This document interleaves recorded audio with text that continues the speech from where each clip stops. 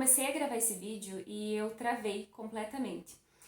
Eu demorei um tempo para retomar ele, para conseguir gravar todo ele de fato, porque eu comecei a falar e começou a me vir à memória muitas histórias de muitas mulheres que passaram na minha vida e que sofreram muitos tipos de violência, muitos níveis e muitas escalas de violência. E foram mulheres muito próximas de mim, algumas, e outras nem tanto.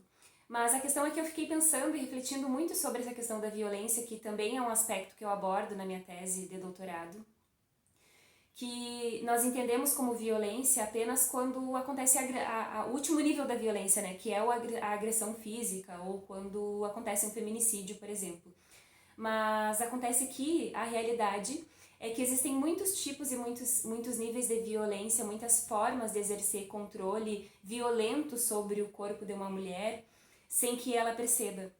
E isso faz com que a gente naturalize também e faz com que a gente exerça, às vezes, tipos de violência, porque nós não falamos sobre esses tipos normalizados, né? E, além disso, existe a institucionalização da violência organizada por uma sociedade que autoriza essa violência contra corpos específicos, né? Contra os corpos vulneráveis, especialmente os corpos das mulheres. Então, eu quero compartilhar com vocês uma história que ela circula muito a minha memória, o meu imaginário. Eu compartilhei ela com poucas pessoas e já compartilhei na terapia também. E talvez seja por isso que hoje eu abordo na minha pesquisa a violência contra as mulheres, porque é um tema realmente muito caro para mim. Embora eu pense e eu saiba que esses níveis de violência que nós desconhecemos, às vezes são muito aplicados por nós mesmas, né, com relação a outras pessoas, justamente porque nós não falamos, nós não nomeamos os níveis e os tipos de violências possíveis de serem exercidos contra as pessoas. E, bem, eu quero sintetizar essa história. Eu tinha mais ou menos uns 10 anos de idade, quando eu era um casal, amigo, próximo da minha família. E nesse casal, a mulher, um dia ela saiu e demorou muito tempo para voltar, era madrugada, noite, sei lá. Eu não lembro muito bem dos horários, mas a questão que eu quero apontar e que eu quero materializar nesse vídeo é que quando ela retornou, ele estava esperando ela com uma tesoura na mão. E todo mundo, quer dizer, todo mundo que estava na casa viu isso. E quando ela chegou, eles conversaram, discutiram, e nessa discussão ele pegou todo o cabelo dela e cortou. Ela tinha um cabelo enorme, comprido, e ele cortou todo o cabelo dela bem curtinho. E eu lembro, essa cena é bizarra, assim, na minha memória, porque ela marcou muito, é muito forte, muito presente também pra mim, porque ninguém fez nada. Ninguém fez nada. E ele podia ter matado ela, inclusive, naquela ocasião, nessa situação, né? E eu tinha menos de 10 anos e eu lembro como se fosse hoje, assim, dessa memória. A questão é que nós somos socializadas com muitas formas de violência, com muitos jeitos, exercícios de violência contra os nossos corpos, que nós passamos, mais do que naturalizar algumas formas de violência, nós passamos a não ver, a desperceber violências muito sutis, violências invisíveis, violências simbólicas, violências discursivas, violências religiosas, né, que são alguns aspectos que eu quero abordar nesse vídeo. No último ano de 2020 para 2021, a cada 1 minuto uma mulher sofreu violência doméstica, a cada 1 minuto uma mulher foi violentada. E aí é que está a questão, né? A grande questão é que não são mulheres que são violentadas por pessoas desconhecidas, elas são violentadas por maridos, ex-companheiros, familiares. E aí a gente fica chocado com vídeos como o da Pamela Holanda, né, que circulou as imagens dela sendo agredida pelo ex-companheiro, e essas imagens elas nos chocam e nos perturbam muito. Mas o que eu quero apontar nesse vídeo é que essa é a realidade, e de muitas outras formas de violência, essa é a realidade nua e crua, cruel mesmo, de muitas mulheres brasileiras. Quero deixar registrado também nesse vídeo a morte que aconteceu essa semana, aliás, o assassinato, o transfeminicídio que aconteceu essa semana, da Roberta da Silva, que foi uma mulher trans, que um menino de 17 anos jogou álcool e colocou fogo no corpo dela, e ela morreu essa semana. E muitas outras histórias de mulheres trans que foram assassinadas nesse último mês, como da Caliandra, como da Cris Mille, como da Fabiana da Silva também, Muitas outras histórias que se a gente der um Google ali, a gente vai ver quantas mulheres, de acordo com as suas, considerando também as suas intersecções, ou seja, existem níveis de aplicação dessas violências, na qual alguns corpos são autorizados a sofrer mais violência que outros, né? Então, mulheres trans, elas sofrem mais violência, mulheres trans negras, periféricas, elas vão sofrer níveis e outros tipos de violências também. Bom, eu sei que falar apenas sobre violência contra as mulheres não vai solucionar a violência contra as mulheres, porque é necessário políticas públicas efetivas, que sejam práticas e que sejam executadas por parte também do Estado, do nosso governo, né, de instituições, de uma organização social mesmo, que precisaria se organizar conjuntamente com muitos órgãos para conseguir diminuir efetivamente a violência contra as mulheres. Mas acontece que falar também sobre o assunto nos ajuda a identificar, a nomear essas violências, porque isso pode fornecer meios, né, para que as mulheres formem redes e para que a gente consiga ajudar algumas mulheres que possam estar em situação de violência. Particularmente eu, conforme eu tenho estudado e realizado pesquisas, eu tenho percebido o quanto é importante nomear essas violências, identificar elas e falar, olha, isso aqui é violência, você está sendo violento, agindo, falando, se comportando de determinada forma.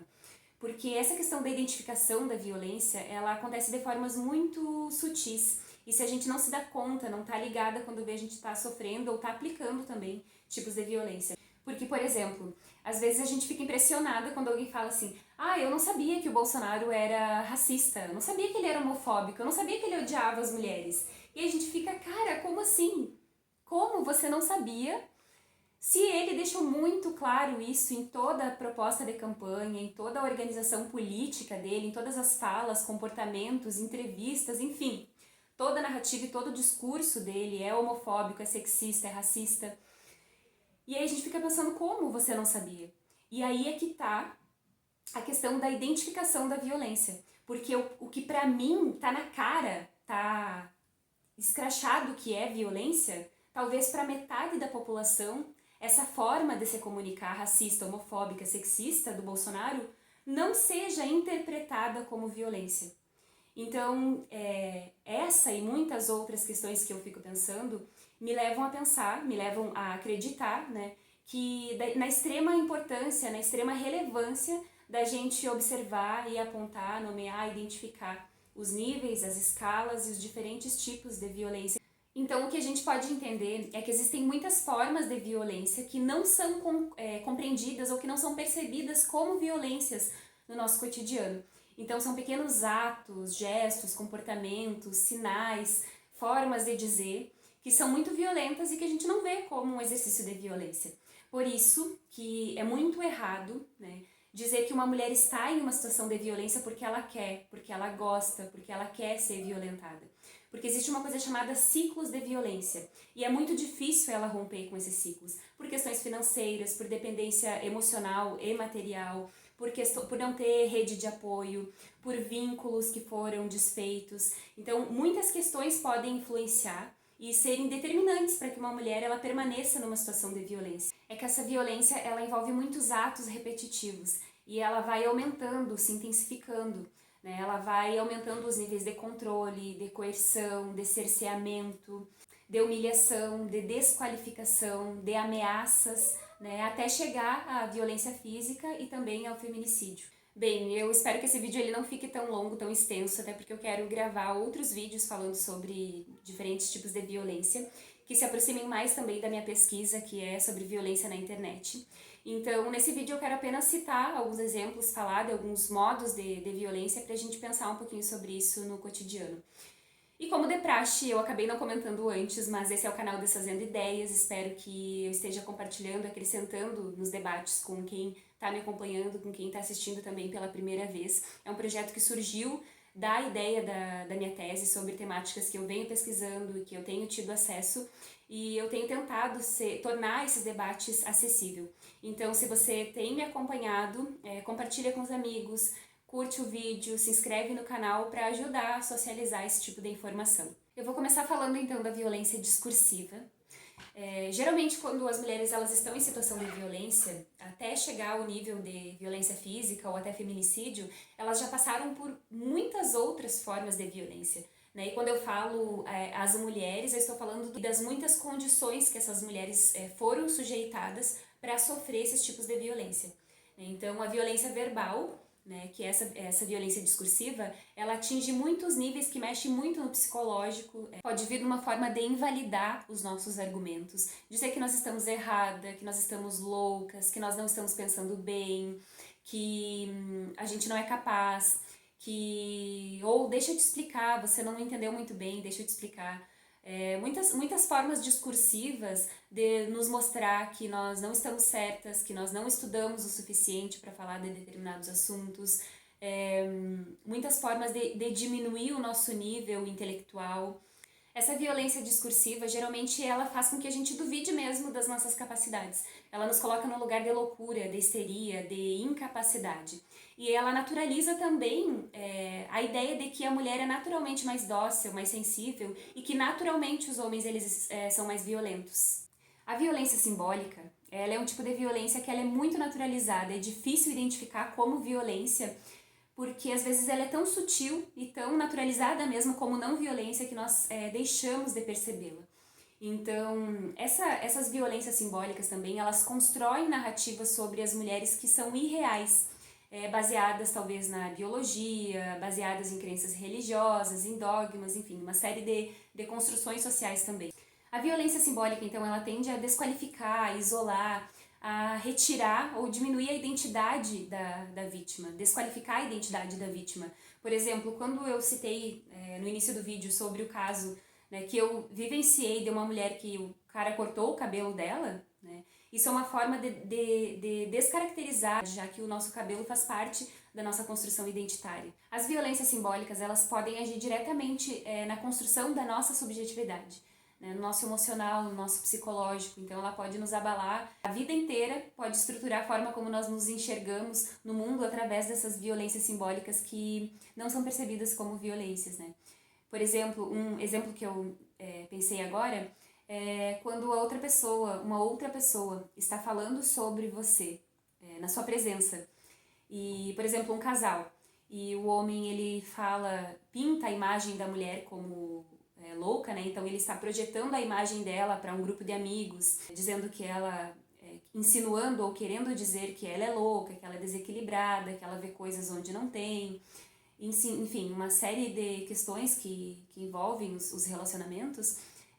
Isso pode ser uma forma alta de violência para desqualificar numa violência maior, né? Que pode ser uma violência física ou outra violência. A moral religiosa, a moral religiosa para mim é a mais difícil de identificar como violência, quando ela é aplicada, claro. Mas a moral religiosa, para mim, ela faz parte da organização mental da maioria das instituições sociais, desde o nosso nascimento até a morte. Então, se a gente for observar um pouquinho mais a fundo, ou até às vezes em análises superficiais, analisar os ritos sociais de quando nós nascemos até quando nós morremos, a gente vê como essa moral religiosa ela permeia toda essa organização da nossa vida social, a gente sendo religioso ou não. Então, discursos como Deus não quer, você vai para o inferno, não pode se separar, se divorciar, porque não é uma coisa de Deus, e vários aspectos assim que se apegam a uma idealização cristã para fragilizar ainda mais as pessoas que sofrem violências e também para aplicar mais tipos de violência.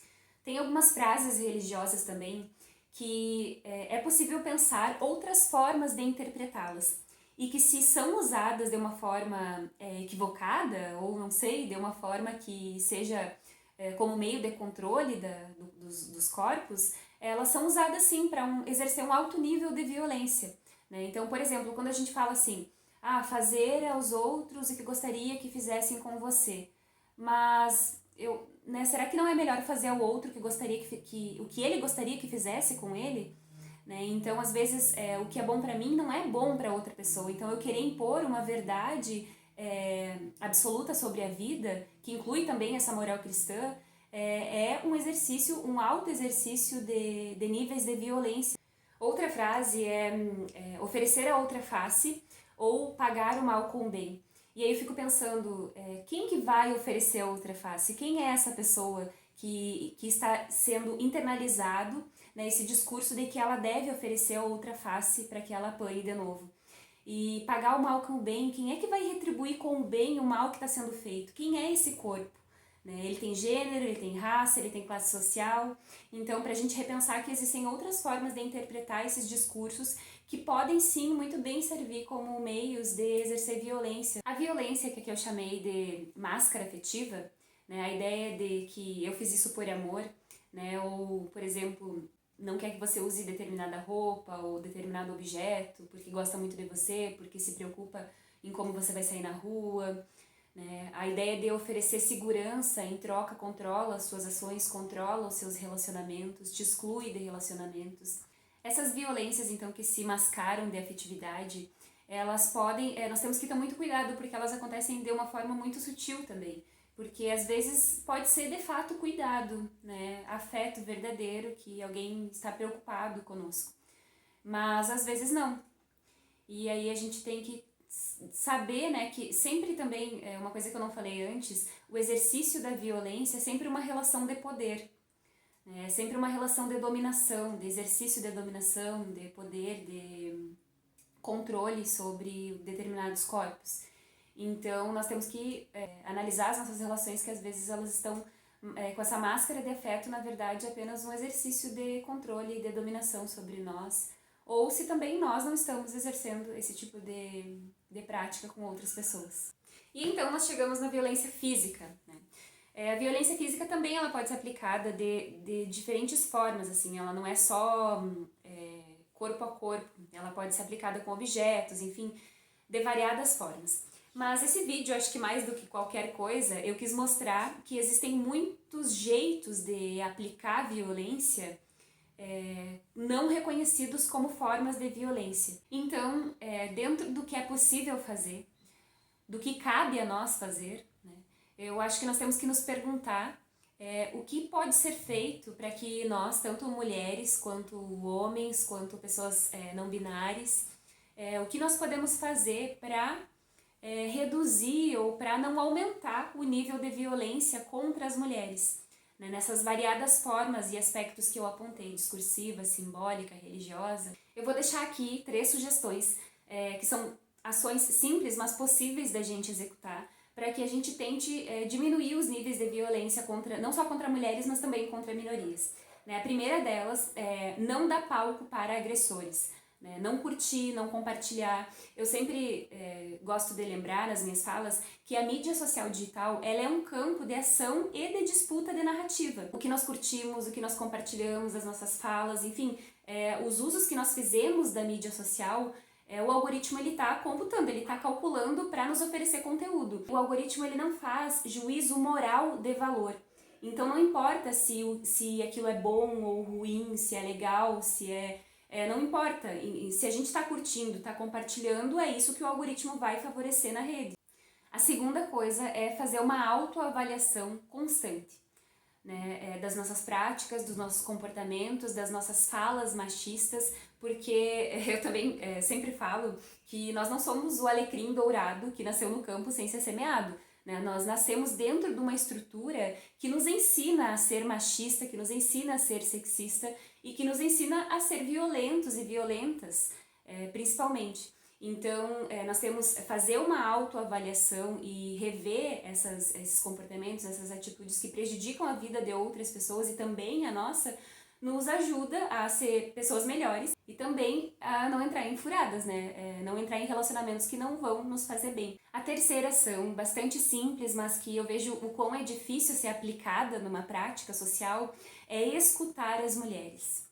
E prestar uma escuta ativa para que aquela mulher ela não se sinta julgada e sim acolhida, que ela se sinta afetivamente acolhida. Isso é muito importante, né? Prestar essa escuta ativa para a voz de mulheres que é tão invalidada, que é tão desacreditada. Então fazer essa escuta é muito importante. Esse foi um vídeo então falando sobre diferentes tipos de violências, né? Eu quero gravar outros vídeos falando de violências mais específicas que estão bem dentro da área do meu campo de estudo. E eu queria ter largado um vídeo antes sobre como educar crianças feministas e se homens podem ser feministas, né, fazendo essas discussões, mas eu achei mais urgente, né, essa discussão da violência contra as mulheres nessa semana. Espero que vocês tenham gostado, que tenha acrescentado no debate com vocês. E vocês podem também me sugerir temáticas, né? Sintam-se à vontade, quem estiver me acompanhando. Deixe um comentário para eu saber, ter um feedback do que vocês estão achando e de como eu posso melhorar também. É isso, pessoal. Beijinhos, até o próximo vídeo.